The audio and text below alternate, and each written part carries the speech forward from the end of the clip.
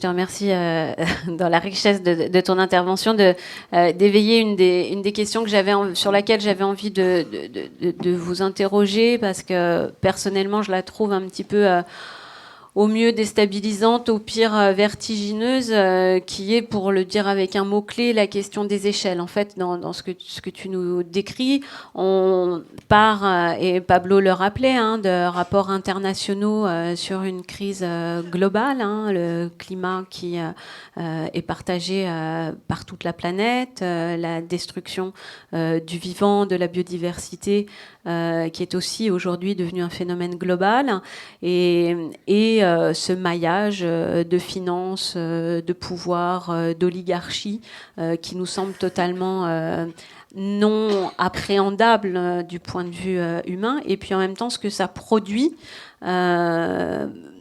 dans l'intime, en fait, ce que ça produit en soi, comment est-ce que émotionnellement on reçoit cet état du monde, qu'est-ce qu'on en fait, comment on le mobilise, et puis quelles sont les échelles pertinentes à considérer, à mobiliser pour penser les défis qui nous font face.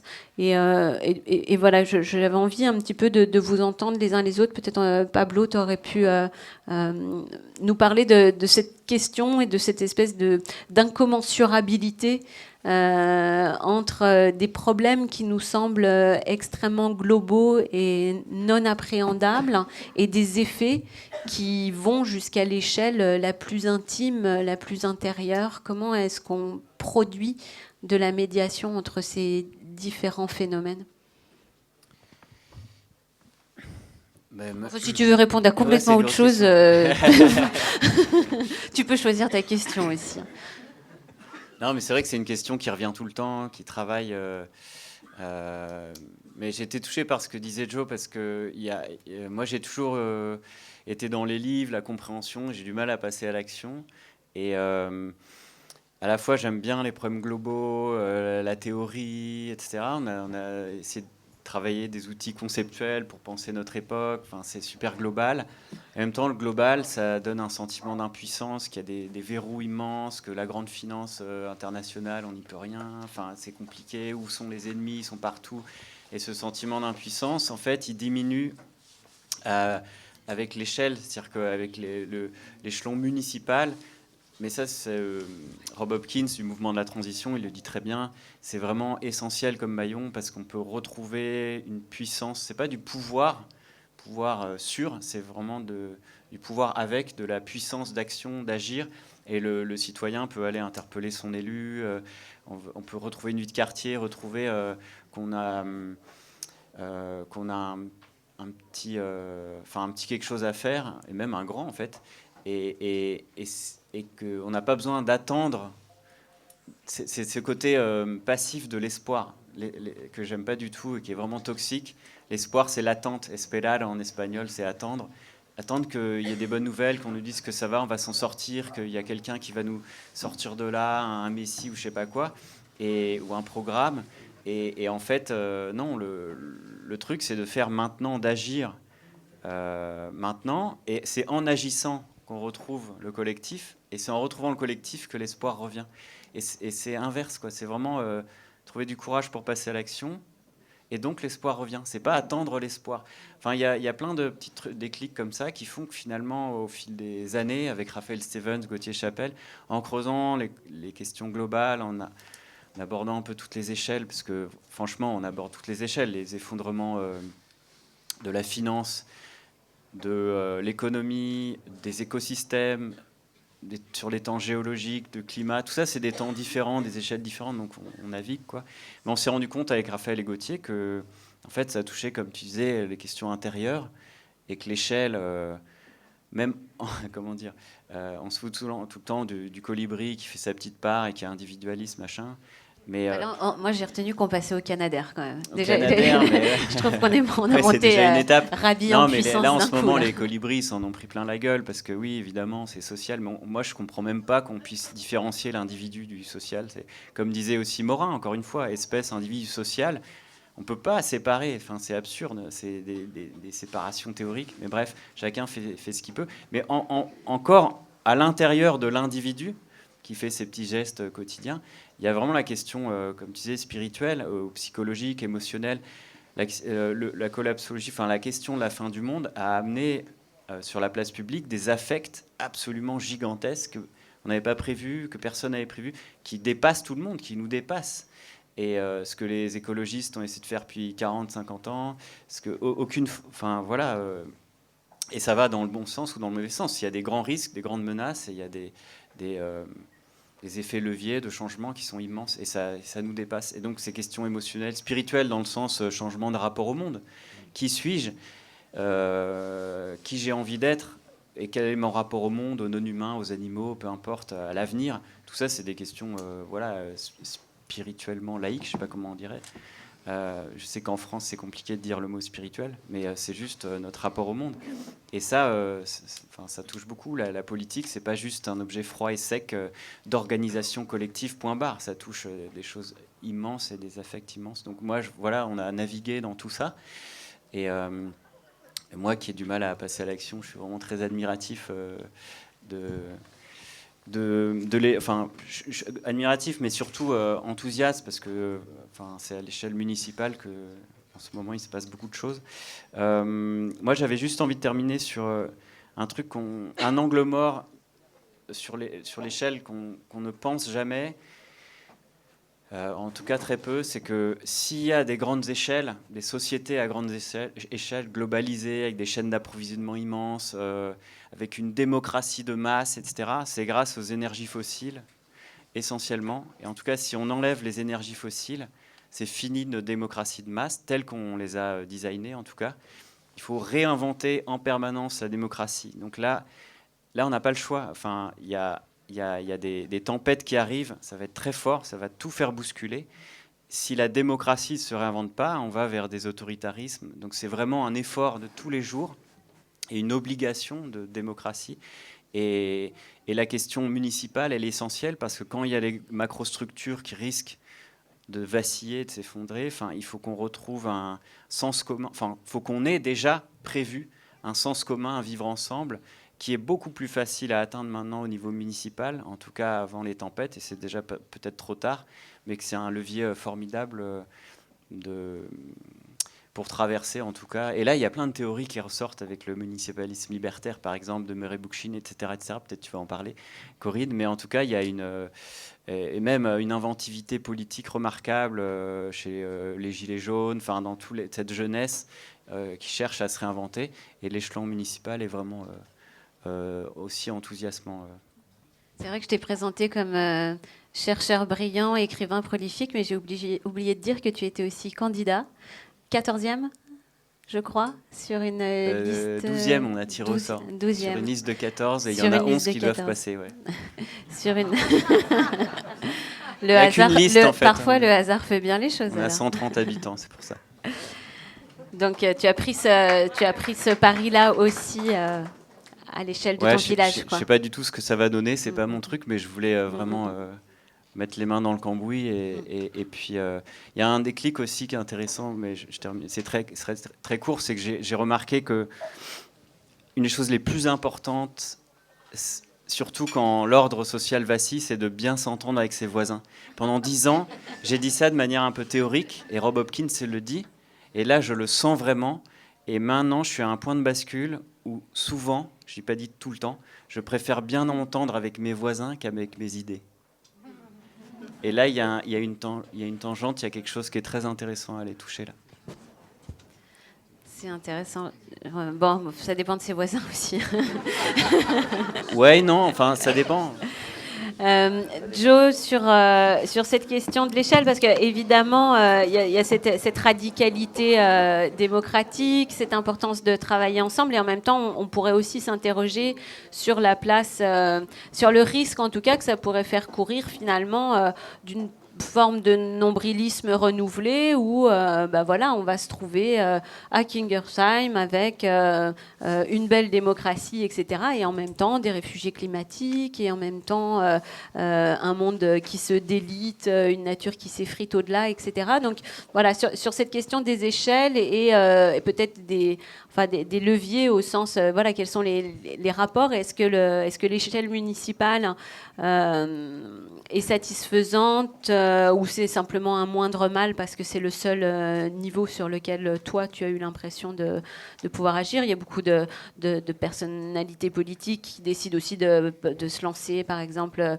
dans l'aventure européenne, etc. Comment tu as articulé ça toi personnellement? Je crois profondément que le local, à condition qu'il ne soit pas ramené à du bocal, est un espace de transformation. Ce que je dis là est très important parce que si on va se présenter comme ceux qui se présentent au nom de la vieille politique, il y en a partout, qui seront contents de bâtir, d'être des grands bâtisseurs des temps modernes en laissant leur mémoire, qui inaugureront... On l'a pas briefé, hein.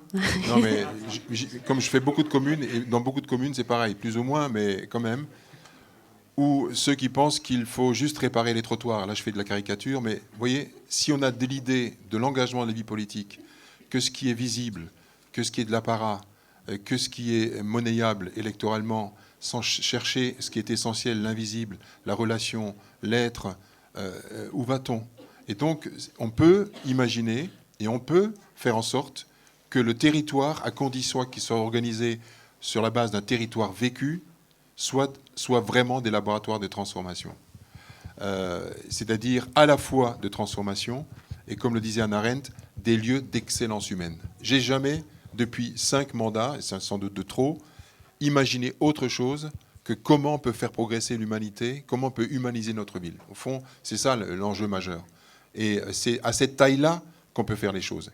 Et on peut le faire sur le plan écologique, notamment sur la base des territoires vécus, qui jouent comme des plaques pivots entre l'individu et le collectif, entre le civique et le politique, entre le local et le global.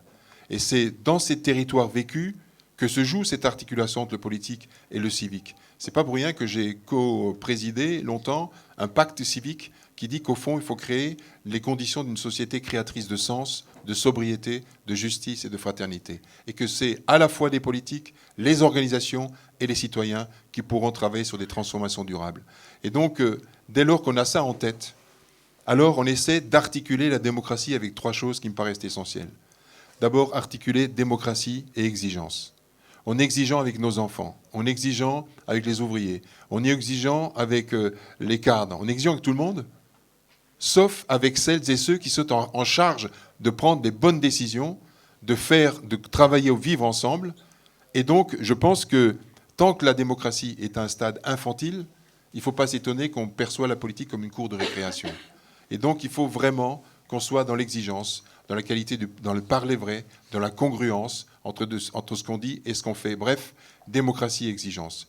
La deuxième chose qu'il faut fertiliser, c'est démocratie et transformation. Je l'ai dit tout à l'heure, on n'est pas là pour être réélu, on est là pour changer les choses avec les citoyens, avec les organisations, avec toutes les ressources de sens, d'intelligence et d'engagement, d'aller vers plus de beau, de plus juste et de plus vrai. Et cette dimension-là est très importante. Du coup, mon modèle conceptuel, c'est ni la révolution ni la réforme. La révolution, elle peut arriver, elle peut être une révolution douce, mais ni la réforme, parce que depuis 30 ans, quand on entend parler de réforme, c'est plus de rigueur, c'est plus d'austérité. Donc pour moi, le modèle est, Pablo en a parlé, pour moi, c'est la métamorphose d'Edgar Morin. C'est vraiment progressivement des changements en profondeur. De la même façon, le concept de cette démocratie de transformation, c'est pas le consensus mou qui se fait dans l'entre-soi de quelques notables, c'est la construction de compromis dynamiques qui changent radicalement les choses. Et le pari dans notre commune, en tout cas c'est le mien, c'est comment solliciter le meilleur de soi-même pour construire du commun. Et quand je dis solliciter le meilleur de soi-même, ça nous renvoie à la 3e articulation nécessaire entre la question démocratique et la question spirituelle. Oui, moi j'en parle, parce que la spiritualité, c'est pas forcément ramener à la religion. C'est une dimension, elle peut être laïque, elle peut être religieuse, elle peut être la relation au cosmos, quelque chose qui nous élève. Et je pense que toutes les idéologies ont échoué d'avoir oublié la question du sens, la question de l'intériorité, la question du grandissement personnel. Et je pense qu'il n'y a pas de transformation durable sans transformation à la fois collective et personnelle. Qui ose le dire? Mais oui, c'est le pacte civique. Il n'y a pas de pacte écologique sans pacte civique. Si on réussit le scénario négawatt, vous pouvez faire tous les progrès en matière d'efficacité et de substitution énergétique. Si en même temps, on ne s'approprie pas cette sobriété qui fait qu'elle sera compatible avec l'avenir de la planète, comment peut-on faire?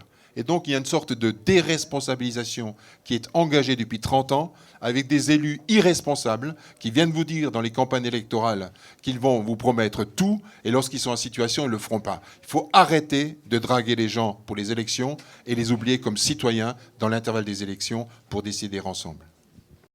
Corinne, est-ce que justement Pablo a tendu la perche aussi sur la question du municipalisme et sur ces échelles multiples et cette mise en commensurabilité peut-être ou en relation des différentes échelles? Est-ce que tu partagerais ton... Je veux bien en parler, mais j'avais envie, en fait, avant de réagir aussi un peu, voilà, qu'on soit aussi dans une conversation, et du coup, je vais effectivement rebondir sur cette perche de Pablo. Mais je crois que, j'ai vraiment, on est assez nombreux à avoir le sentiment qu'on est effectivement à un moment. Je ne sais pas si c'est un moment de bascule, mais en tout cas un moment voilà, où on sent tous bien que l'avenir et même le présent sont de plus en plus incertains. Qu'il y a tout un système de croyances et de valeurs avec lequel on a grandi, avec lequel on s'est construit, sur lequel on a fondé des parcours, des cultures politiques qui sont en train de vaciller depuis quelque temps, hein, depuis les années 70, effectivement.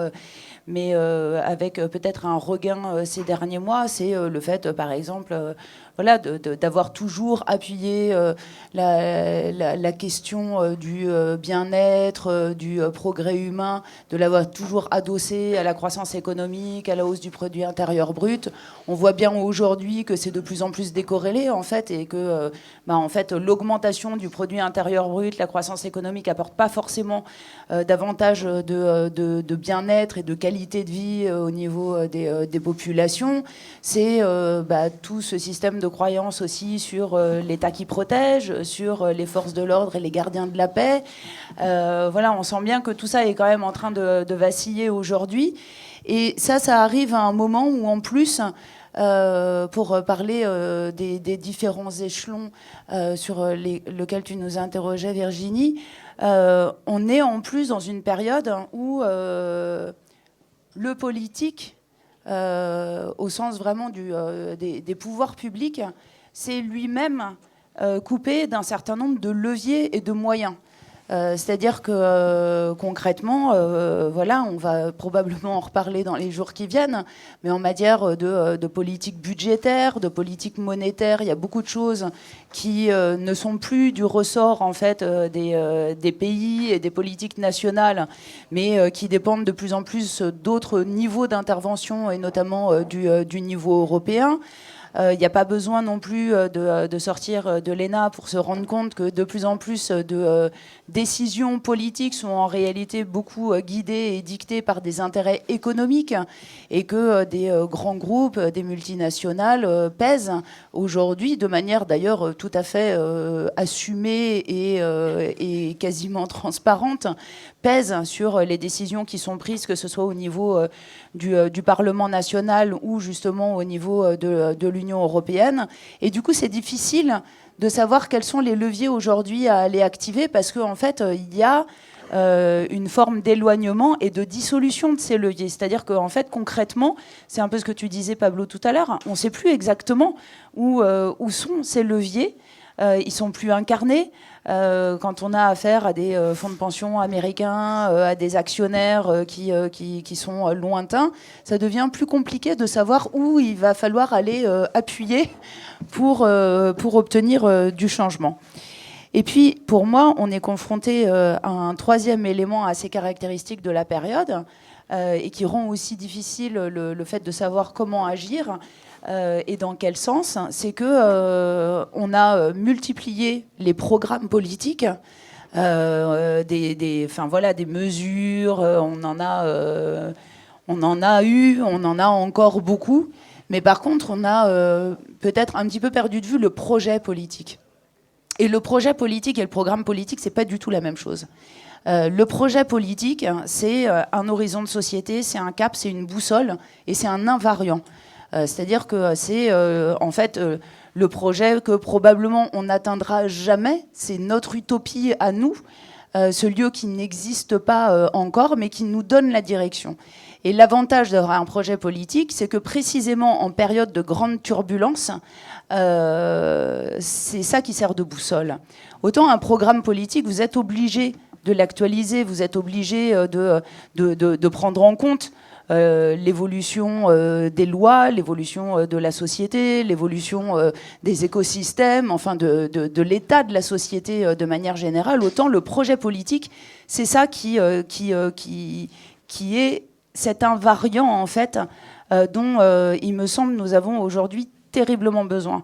Et spécifiquement en période de grandes incertitudes, en période de crise, en période d'urgence, qui sont les périodes où la tentation est la plus forte, justement, de prendre des décisions sans passer par les processus démocratiques ou d'en profiter pour faire passer des mesures d'urgence, de plein pouvoir, de restriction des libertés, etc., justement au nom de la résolution de la crise. Et ces moments-là, c'est les moments où on a besoin de principes politiques, d'un projet politique qui, eux, ne sont pas négociables. Voilà. Je tenais à dire ça par rapport à tous ces sujets de ce soir. Après, sur le niveau d'action, je voulais rebondir aussi sur ce que disait... c'est juste un extrait, mais c'est une phrase que je trouvais importante que disait Pablo. Chacun fait ce qu'il peut. Et je crois que ça mérite qu'on s'y attarde un instant, parce que pour moi, justement, le rôle du politique, là aussi au sens large du terme, c'est justement non pas de dire aux gens ce qu'ils doivent faire, mais de leur donner la capacité d'effectuer leur propre choix et de pouvoir faire davantage d'une certaine manière. C'est-à-dire que concrètement, aujourd'hui, on le voit bien, on n'est pas tous égaux devant le choix de comment agir. On n'a pas tous les mêmes conditions matérielles d'existence. On est pris dans des rapports de classe sociale, dans des rapports de domination, dans des situations parfois de précarité, de fragilité, qui font qu'on n'a pas tous les mêmes possibilités en termes, effectivement, d'aller éventuellement à la confrontation avec des adversaires, de prendre le risque parfois de répression policière, de condamnation judiciaire. Et pour moi, voilà, je pourrais prendre d'autres exemples. Voilà, on est un certain nombre, peut-être ici, à vivre en zone rurale ou en tout cas éloigné des grands centres urbains. Voilà, si vous n'avez pas une politique à un moment donné de transport en commun, vous n'avez pas forcément le choix de choisir un mode de déplacement qui va être plus doux, plus respectueux de l'environnement, plus citoyen, plus solidaire, plus écologiste, plus tout ce que vous voulez. Et donc, pour moi, voilà, le rôle du politique, c'est de fournir le cadre qui permet à chacun d'effectuer ses choix et du coup de faire peut-être même davantage que ce qu'il peut. Ou en tout cas d'avoir davantage de possibilités d'agir. Et du coup, il me semble que la question des gestes individuels ou du travail de chacun sur soi, elle n'est pas du tout à écarter du revers de la main.